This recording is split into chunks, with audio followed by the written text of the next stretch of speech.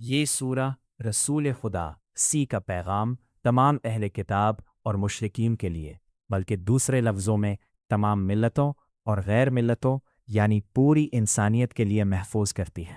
اس سے رسالت کی عمومیت ثابت ہوتی ہے، اور یہ کہ یہ دعوت اسی الہی سنت کا تقاضا تھی جسے سنت ہدایت کہا جاتا ہے۔ اسی سنت کی طرف قرآن کی متعدد آیات اشارہ کرتی ہے، جیسے اِنَّا ہَدَيْنَاهُ السَّبِيلَ اما شاکرن و اما کفورا اور وَإِن مِّنْ أُمَّةٍ إِلَّا خَلَا فِيهَا نَذِيرٌ۔ یہ سورہ رسولت محمدی ایسی کی عمومیت پر اس بنیاد پر استدلال کرتی ہے کہ اس کی دعوت میں صرف وہی عقائد اور اعمال شامل ہے جو انسانی معاشرے کی اصلاح کے لیے ضروری ہے، جیسا کہ آگے واضح ہوگا۔ یہ سورہ مکی بھی ہو سکتی ہے اور مدنی بھی، اگرچہ اس کا سیاق مدنی ہونے سے زیادہ مشابہ ہے۔ لم یکن الذین کفروا من اہل الکتاب والمشرکین منفکین حتی تأتیہم البینہ، اس حقیقت کی طرف اشارہ کرتا ہے کہ اہل کتاب اور مشرکین میں سے وہ لوگ جنہوں نے اسلامی دعوت کا انکار کیا ان پر حجت تمام کی گئی۔ اسی طرح ان اہل کتاب پر بھی حجت قائم ہوئی جن میں اختلاف ظاہر ہو گیا تھا۔ مراد یہ ہے کہ رسول سی خود اس واضح حجت و بینہ کے مصادیق میں سے ہے جو لوگوں پر قائم ہونا سنت الہی کا تقاضا تھا۔ یہی سنت اس سے پہلے بھی کار فرما رہی تھی کہ جب تک ان کے پاس واضح دلیل نہ آ جائے وہ دین میں تفرقے کا شکار نہ ہوتے۔ پس آیت میں الذین کفروا سے مراد وہ اہل کتاب اور مشرکین ہیں جنہوں نے نبوی اسلامی دعوت کا انکار کیا۔ لفظ من آیت من اہل الکتابی بس میں تبعیض کے لیے ہے، نہ کہ بیان کے لیے، اور المشرکین کا عطف اہل الکتابی پر ہے، جن سے مراد اہل کتاب کے علاوہ بت پرست اور دیگر مشرک گروہ ہے۔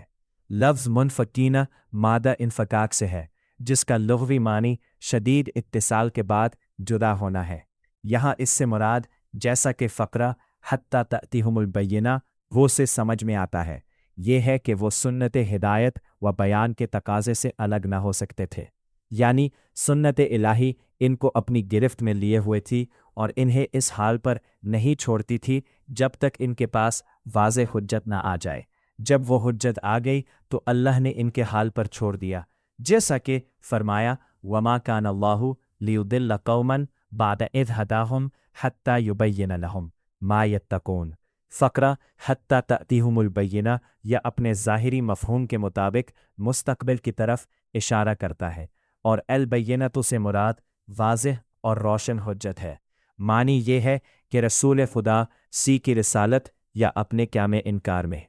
آپ کی دعوت یا قرآن کا انکار کرنے والے اس وقت تک الگ نہ ہو سکتے تھے جب تک ان کے پاس یہ واضح حجت نہ آ جائے، اور وہ حجت خود حضرت محمد ہے۔ رسول من اللہ یتلو صحفا مطہرۃ فیہا کتب قیمہ، یہ بیننا کی توضیح ہے، اور سیاق کلام کے مطابق اس سے یقینی طور پر حضرت محمد رسول اللہ صلی اللہ سے مراد ہے۔ صحف صحیفہ کی جمع ہے، اور لغوی طور پر اس چیز کو کہتے ہیں جس پر لکھا جائے۔ یہاں اس سے مراد قرآن کریم کے وہ نازل شدہ اجزاء ہے، اور اللہ تعالیٰ کے کلام میں آسمانی کتابوں کے اجزاء کو صحف کہنا بارہا آیا ہے، جن میں خود قرآن بھی شامل ہے، جیسا کہ فرمایا فی صحف مکرمۃ مرفوعۃ مطہرۃ بأیدی سفرۃ کرام بررۃ۔ ان صحف کے مطہر ہونے کا مطلب یہ ہے کہ وہ باطل کی ہر آلودگی سے پاک اور شیاطین کے لمس سے منزہ ہیں، کیونکہ اللہ تعالیٰ نے بارہا بیان فرمایا ہے کہ یہ کلام حق ہے اور شیاطین کی مداخلت سے محفوظ ہے، اور فرمایا لا یمسہ الا المطہرون، اور فرمان فیہا کتب قیمۃ، میں کتب کتاب کی جمع ہے جس کا لغوی معنی لکھا ہوا ہے، اور یہ لفظ اس تختی یا کاغذ پر بھی بولا جاتا ہے جس پر الفاظ نقش ہوں، خود ان الفاظ پر بھی، اور کبھی ان معانی پر بھی جو الفاظ کے ذریعے بیان کیے جا، اور اسی طرح حکم اور فیصلے کے معنی میں بھی آتا ہے، جیسے کہا جاتا ہے فلاں پر یہ لکھ دیا گیا، یعنی اس کے بارے میں فیصلہ کیا گیا، جیسا کہ فرمایا کتب علیکم الصیام اور کتب علیکم القتال۔ یہاں صحف میں موجود کتب سے مراد وہ الہی احکام اور عزایا ہے جو عقائد اور اعمال سے متعلق ہے، اور اس پر دلیل یہ ہے کہ انہیں قیمہ کہا گیا ہے کیونکہ قیام کا معنی کسی چیز کو قائم رکھنا، اس کی حفاظت کرنا، اس کی مصلحت کی رعایت کرنا اور اس کی سعادت کی ضمانت دینا ہے، جیسا کہ فرمایا امر اللہ تعبدوا الا ایاہ ذالک الدین القیم، اور یہ واضح ہے کہ آسمانی صحف انسانی معاشرے کے نظام کو قائم رکھنے اور اس کی مصلحتوں کی حفاظت کے لیے ہی نازل کی جاتی ہے، اور یہی کام وہ ان احکام اور قضایا کے ذریعے انجام دیتی ہے جو عقائد اور اعمال سے متعلق ہوتے ہیں۔ پس ان دونوں آیات کا حاصل یہ ہے کہ جو واضح حجت ان کے پاس آئی وہ اللہ کی طرف سے ایک رسول ہے جو ایسی آسمانی صحیفوں کی تلاوت کرتا ہے جو باطل کی ہر آلودگی سے پاک ہے، اور ان صحیفوں میں ایسے الہی احکام اور فیصلے موجود ہیں جو انسانی معاشرے کے نظام کو قائم رکھتے اور اس کے مصالح کی حفاظت کرتے ہیں۔ It looks like there's no text in the message you sent. Could you provide the text you'd like me to read out loud? وَمَا تَفَرَّقَ الَّذِينَ أُوتُوا الْكِتَابَ إِلَّا مِن بَعْدِ مَا جَاءَتْهُمُ الْبَيِّنَةُ۔ اس سے پہلے والی آیت لم یکن الذین کفروا من اہل الکتاب جے کے ساتھ مربوط ہے۔ پہلی آیت اہل کتاب کے نبی ایسی اور آپ کی کتاب جو حق دعوت پر مشتمل ہے کے انکار کی طرف اشارہ کرتی تھی، جبکہ یہ آیت ان کے اس اختلاف کی طرف اشارہ کرتی ہے جو اسلامی دعوت سے پہلے ہی ان میں موجود تھا۔ اس بات کی طرف قرآن کریم میں متعدد مقامات پر اشارہ کیا گیا ہے، جیسے اللہ تعالیٰ کا فرمان وَمَا اخْتَلَفَ الَّذِينَ أُوتُوا الْكِتَابَ إِلَّا مِن بَعْدِ مَا جَاءَتْهُمُ الْعِلْمُ بَغْيًا بَيْنَهُمْ، اور دیگر آیات۔ ان کے پاس بینہ کے آنے سے مراد وہ نبوی بیان ہے جو ان کے لیے ان کی اپنی کتاب میں واضح تھا یا جسے ان کے انبیاء نے ان پر واضح کیا تھا، جیسا کہ فرمایا وَلَمَّا جَاءَ عِيسَىٰ بِالْبَيِّنَاتِ قَالَ قَدْ جِئْتُكُمْ بِالْحِكْمَةِ وَلِأُبَيِّنَ لَكُمْ بَعْضَ الَّذِي تَخْتَلِفُونَ فِيهِ فَاتَّقُوا اللَّهَ وَتَعَالُوا وَأَطِيعُونِي إِنَّ اللَّهَ هُوَ رَبِّي وَرَبُّكُمْ فَاعْبُدُوهُ هَذَا صِرَاطٌ مُسْتَقِيمٌ فَأَخَذُوا الْأَحْزَابُ مِن بَيْنِهِمْ۔ if یہ سوال کیا جائے کہ یہاں اہل کتاب کے اختلاف اور فرقہ بندی کا ذکر کیوں ہوا اور مشرکین کے تفرق اور دین توحید سے اعراض کا ذکر کیوں نہیں کیا گیا، تو اس کا جواب یہ ہے کہ بعید نہیں کہ وَمَا تَفَرَّقَ الَّذِينَ أُوتُوا الْكِتَابَ کا اطلاق مشرکین پر بھی ہوتا ہو جیسے اہل کتاب پر ہوتا ہے، کیونکہ اہل کتاب جو قرآن کی اصطلاح میں یہود، نصاریہ اور کبھی سابئین و مجوس یا صرف یہود و نصاریہ کہلاتے ہیں، ان لوگوں میں سے ہے جنہیں کتاب دی گئی، اگرچہ دونوں تعبیرات الگ الگ ہے۔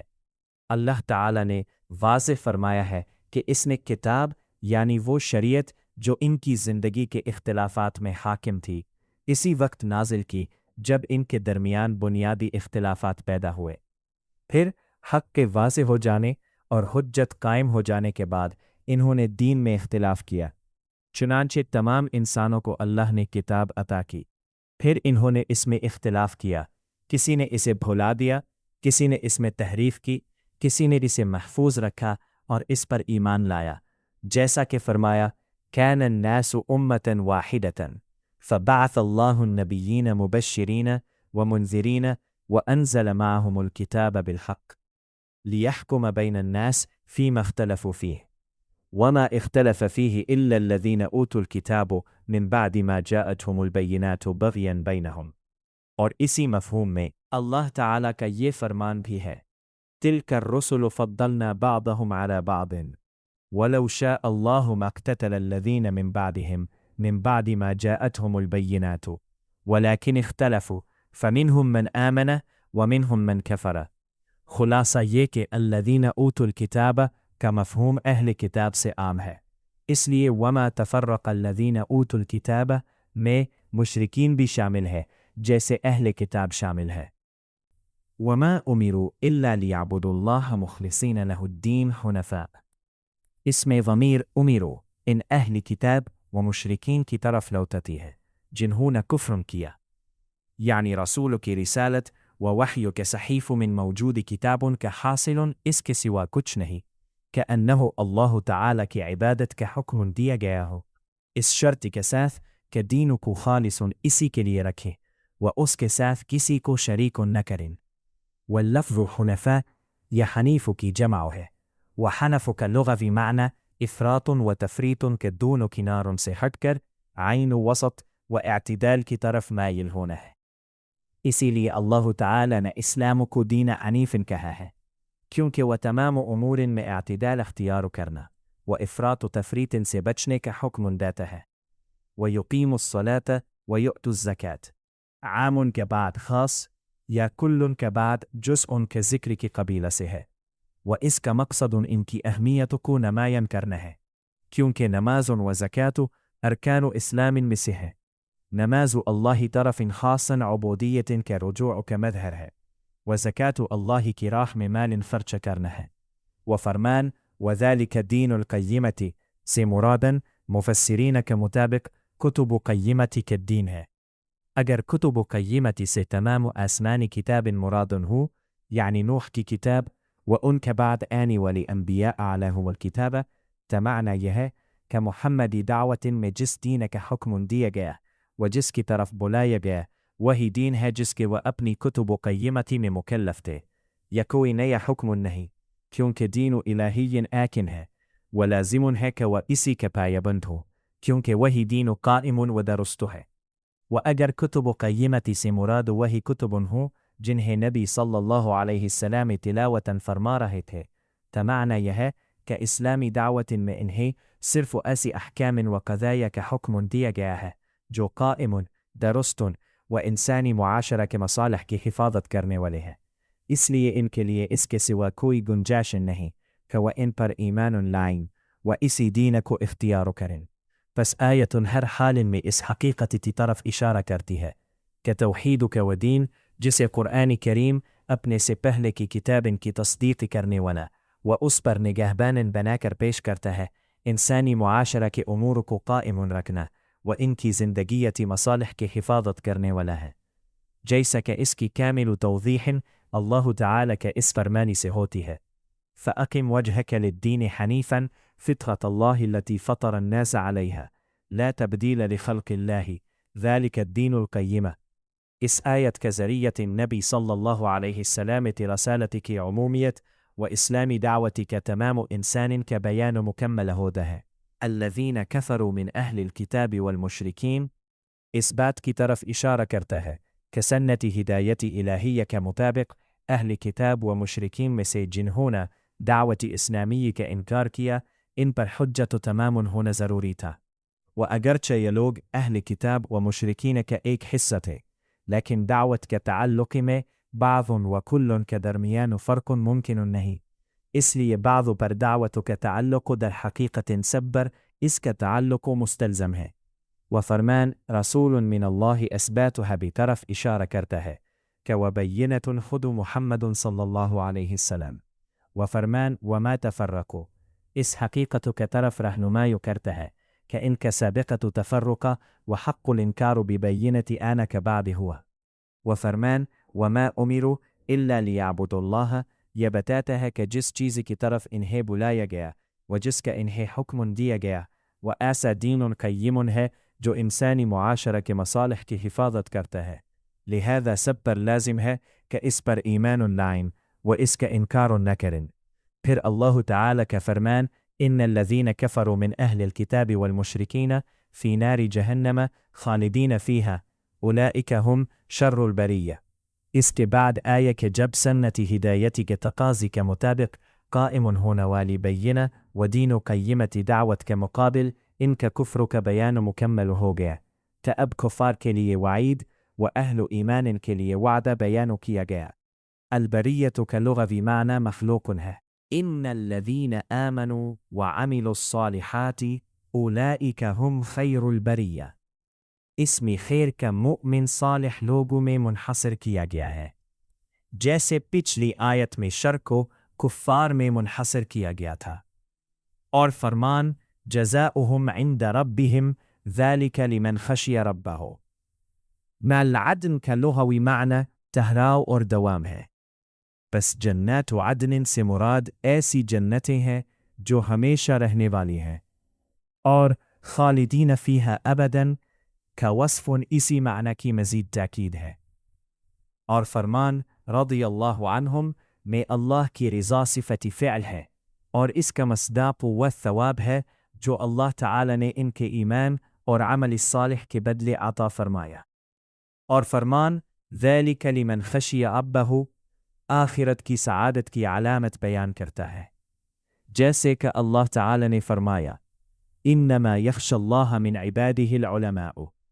پس اللہ کی معرفت اس کی خشیت کو لازم کرتی ہے، اور اس کی خشیت اس پر ایمان یعنی اس کی ربوبیت اور الوہیت کے قلبی التزام اور پھر عمل صالح کو لازم کرتی ہے۔